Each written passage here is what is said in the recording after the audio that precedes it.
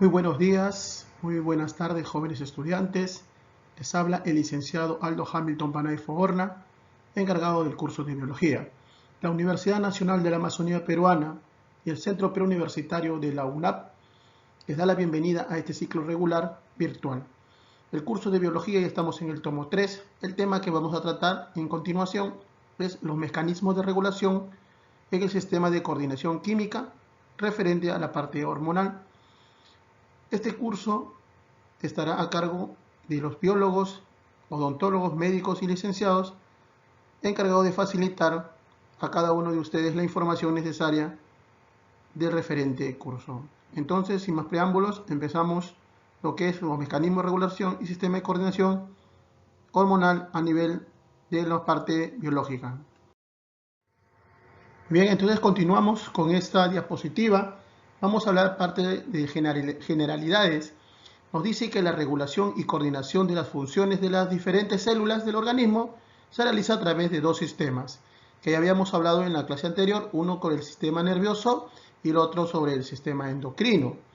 El sistema hormonal, que es el sistema de coordinación química, utiliza señales lentas de naturaleza química. Con los vehículos que va a utilizar serán las hormonas. Si los niveles hormonales están demasiado elevados o disminuidos, es posible que tenga un trastorno hormonal. Las enfermedades hormonales también ocurren si el cuerpo no responde a las hormonas como debería hacerlo. Esta es como parte de generalidades, la parte de que vamos a hablar sobre el sistema hormonal. Entonces, este sistema de coordinación química, también denominada, bien, está a cargo del sistema endocrino, que es el segundo gran sistema de integración de todas las actividades que va a controlar nuestro organismo y de los demás seres mediante la comunicación en base a mensajeros que hemos denominado hormonas. Entonces, aquí tenemos las dos funciones o los dos sistemas que han sido dados de forma genérica, uno que es el sistema nervioso, que le hemos estado hablando en la clase anterior, y lo que vamos a hablar en este transcurso de estas diapositivas sobre el sistema endocrinal u hormonal.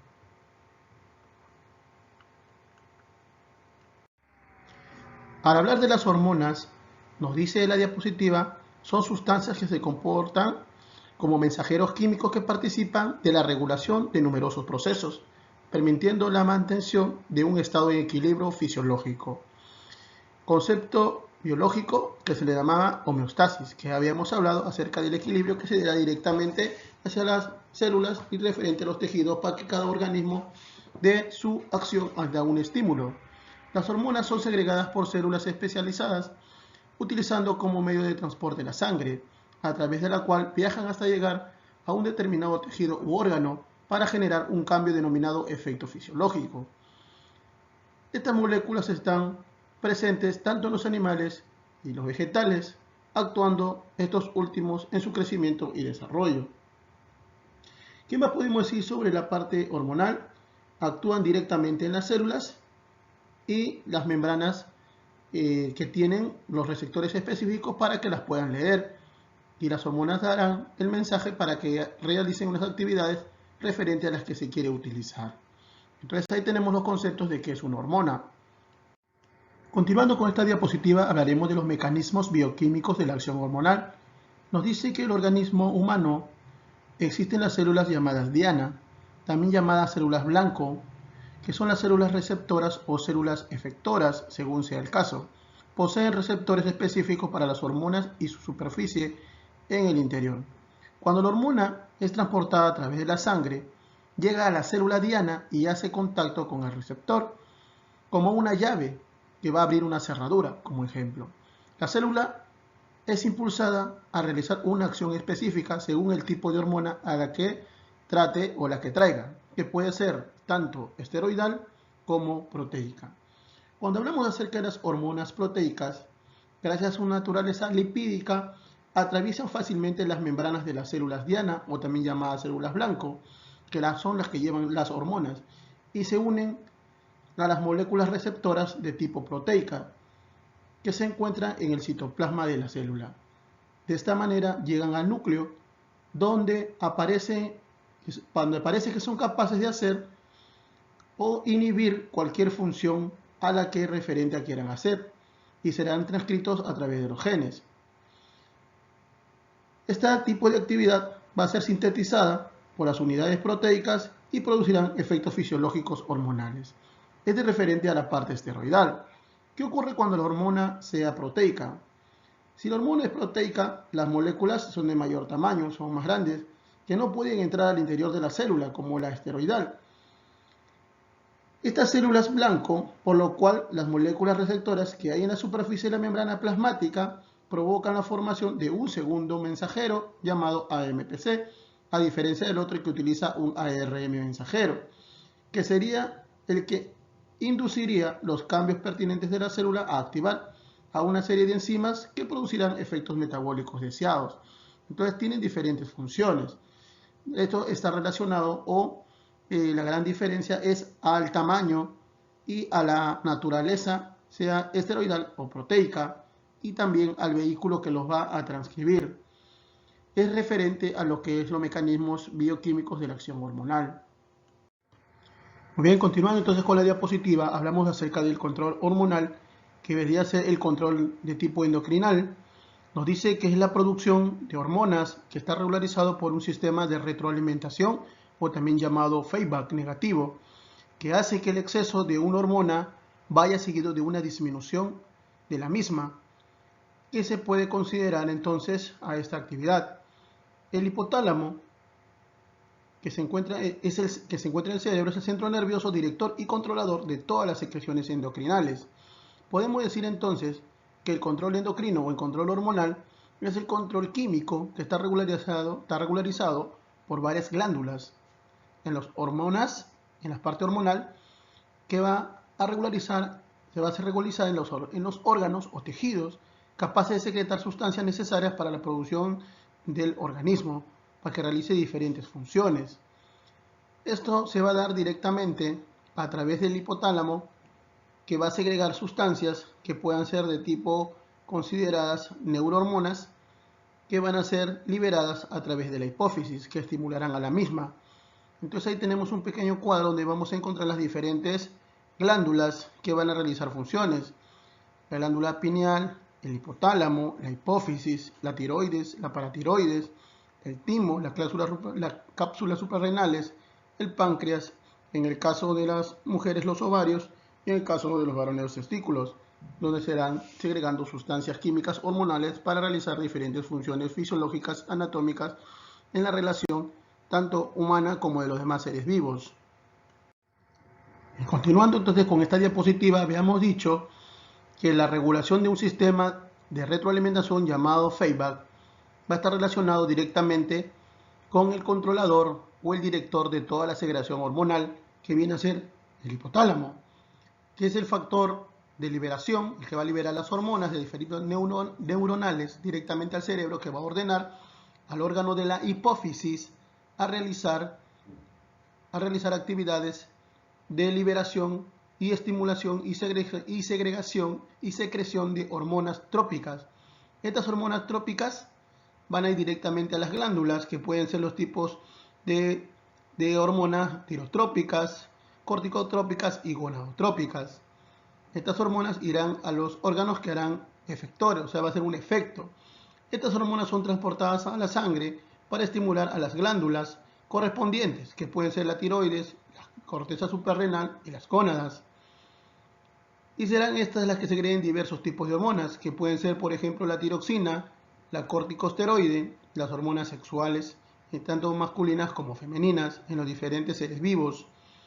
Además de actuar en el cuerpo, y nos dice la retroalimentación, si vemos ahí las flechitas de la parte hormonal, regresen en la parte inferior, que otra vez regresa a la hipófisis y asimismo regresa al hipotálamo, que esta es la forma de cómo inhibir su actividad y equilibrar las secreciones referente a las respectivas secreciones que se realizan.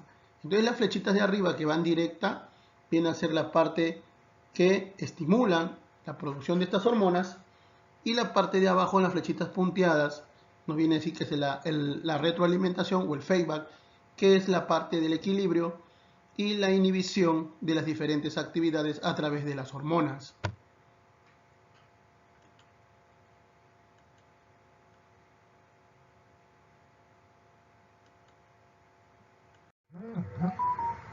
Muy bien, entonces acá tenemos en la diapositiva una imagen referente al sistema endocrino humano, pero este sistema endocrino también podemos reflejarlo a otros seres vivos.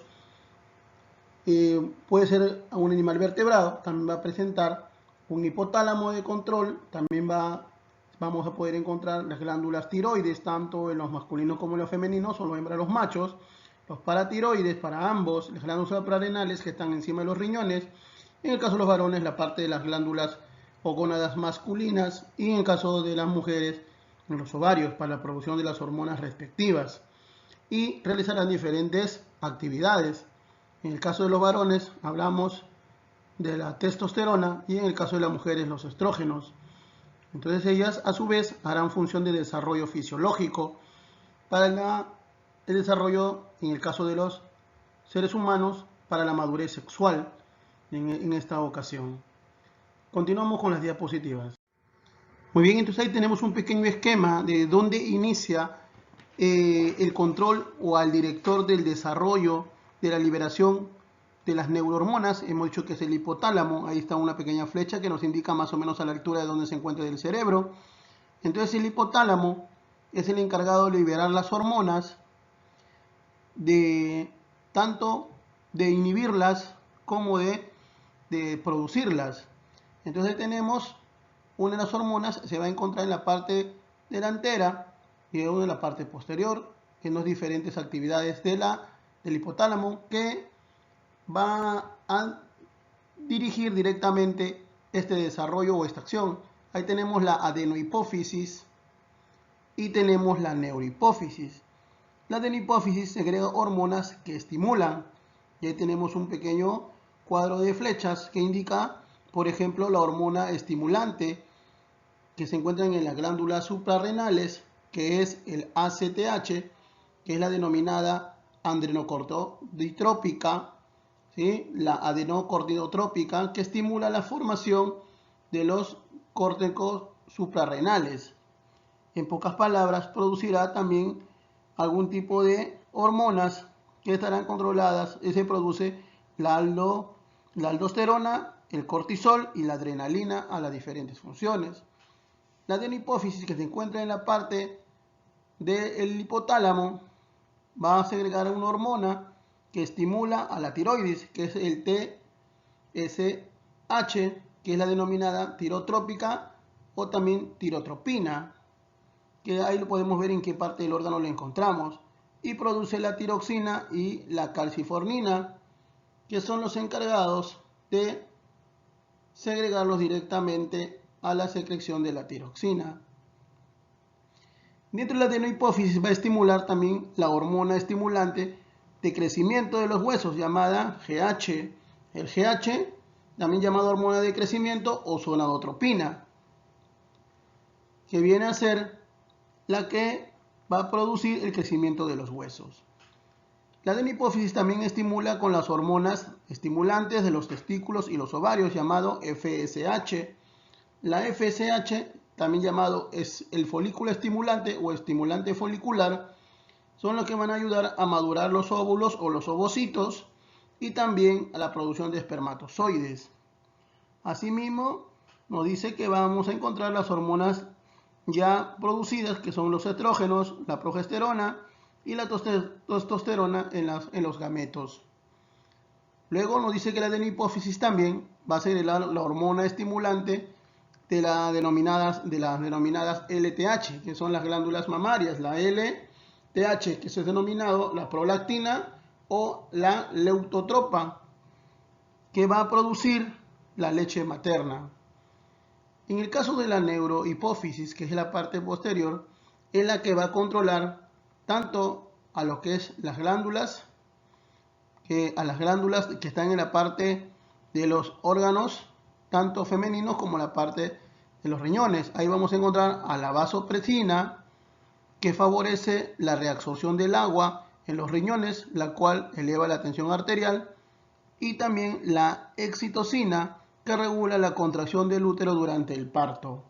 Entonces tenemos un pequeño cuadro de información y también la tenemos dentro del libro del módulo, que nos va a ayudar a desarrollarla, y la encontramos en la página 60. Continuaremos la explicación de este tema en la siguiente diapositiva. Muy bien, vamos continuando entonces con nuestra clase acerca de lo que son mecanismos de regulación químico. Estamos acá ahora en estos momentos, vamos a hablar sobre las hormonas vegetales. ¿Qué son las hormonas vegetales? Acá tenemos una pequeña definición que nos dice que son las sustancias químicas que en pequeñas cantidades estimulan e influyen en el crecimiento y desarrollo y diferenciación de células y tejidos. Desempeñan múltiples papeles reguladores que afectan a aspectos diferentes en el desarrollo de la planta. Podemos decir también que las hormonas vegetales son compuestos químicos que actúan regulando, ya hemos dicho, el crecimiento y el desarrollo y la diferenciación y el metabolismo en concentraciones muy bajas. Estas a su vez producirán funciones a la planta. A veces las hormonas vegetales, así donde se producen, no directamente son enviadas a algún sitio, sino utilizadas en la misma. Existen diferentes tipos de clases de hormonas o también denominadas fitohormonas que regularizarán las funciones del vegetal, que pueden ser, por ejemplo, las auxinas, las citocininas o también las gibberelinas. Mientras que las que van a inhibir tenemos al ácido abscísico y al eftileno, que estaremos hablando durante estas diapositivas. Muy bien, dentro de las hormonas vegetales habíamos citado a las auxinas, a las citocininas, a las gibberelinas como estimuladoras. Podemos decir que son las auxinas, nos dice que son un grupo de sustancias químicas que se producen principalmente en los ápices de los tallos y raíces. En pocas palabras, en la parte inisaria y en la parte final de la planta, en los meristemos apicales y también durante el desarrollo de la misma. Cumplen las siguientes funciones. Estimulan el crecimiento de la célula actuando a nivel de las paredes, estimulan la división celular y producen respuestas fototrópicas del tallo, en el caso de la luz, y geotrópicas en la raíz, en caso del suelo, y estimulan y regulan el desarrollo del fruto. ¿Qué podemos decir acerca de las citocininas o citoquininas? Inducen a la división y diferenciación celular, retardando el crecimiento de las caídas de las hojas. Se encuentran en gran cantidad de los tejidos de la división activa, con la que intervienen en la germinación y formación de frutos y en todas las zonas de crecimiento y yemas de las plantas y vegetales. Y van a tener las siguientes funciones de la división celular en presencia de las auxinas, que es un grupo de ellas, y previene la escenencia, evitando la formación de enzimas degenerativas o degradativas, o sea, que retardan el crecimiento y la caída de las hojas. En el caso de las gibberelinas, que tienen las mismas características de las auxinas, así parecidas, nos dice, activan el crecimiento de la planta, acelerando la formación de flores y frutos. Son sustancias activas de naturaleza química similar. La más conocida es el ácido gibberelínico. Sintetizan los embriones y tejidos meristémicos o meristemáticos. Cumplen la siguiente función: alargamiento de las células y el tallo, denominada elogación, cuando las plantas van creciendo. Estimulan la floración, ayudan al crecimiento de las flores. Estimulan la síntesis de enzimas hidrolíticas en base al agua y la semilla, activando la germinación. Es referente a lo que son las gibberelinas, al ácido gibberelínico. Ahí tenemos también a los inhibidores, que está el ácido abscísico y lo que son el etileno. ¿Qué nos dice que es el ácido abscísico? Inhibe el crecimiento provocando un estado de letargo, provocando el cierre de los estomas, evitando la transpiración, o sea, ahorra el agua y no es liberada durante algún tipo de problemas. El ácido abscísico es un inhibidor del crecimiento. Su función principal es la de inhibir la acción de la gibberelina, de la que, lo contrario, ¿no? La que ayuda a la formación y la aceleración de flores y frutos. Él es un inhibidor, el ácido abscísico. Asimismo, esta inhibición llega al ARN, que es el agente que cierra las estomas cuando hay sequías. Asimismo, tenemos otra hormona, el etileno. Acelera la maduración de los frutos, acelera la caída de las hojas acelera los procesos de envejecimiento de las flores tras la fecundación. Es el que inhibe, es lo contrario de las auxinas y las gibberelinas, que ellas activan el crecimiento, el otro lo inhibe. El otro acelera la formación de flores y frutos, ellos nos dicen que inhibe el envejecimiento de las flores, ¿sí? Entonces siempre tienen que estar en paralelo, igual que las hormonas animales, siempre tienen su tiroides y su paratiroides. Acá también es la contra, ¿no? Una actividad de equilibrio. ¿Qué es el etileno? Es un producto secundario metabólico de los frutos. Su principal efecto es estimular la maduración de frutos e inhibiendo el crecimiento de la raíz y la inhibición de la acción del CO2 en la misma. Ahí mismo, en esta página, nos dice principales hormonas, donde las podemos encontrar. A las auxinas y a las gibberelinas las encontramos mayormente en los meristemos embrionarios, en los meristemos de las yemas apicales iniciarias, en las hojas jóvenes y las yemas, y en los embriones. Mientras que las las citogininas las encontramos en la parte de las raíces y transporta la sustancia de síntesis a toda la planta. Mientras que el ácido cíclico los vamos a encontrar en las hojas, en los tallos y en los frutos verdes.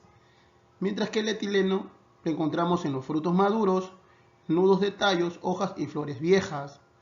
Y cada uno de ellos tiene sus principales funciones, que los tendremos que ir repasando con la ayuda de nuestro módulo en las páginas 61 y 62. Muy bien, jóvenes, entonces estamos llegando a la parte final de esta explicación. Esperamos que ir aclarando algunas dudas durante nuestra actividad, esperando que todos nos encontremos bien. Que tengan muy buenos días, muy buenas tardes con todos.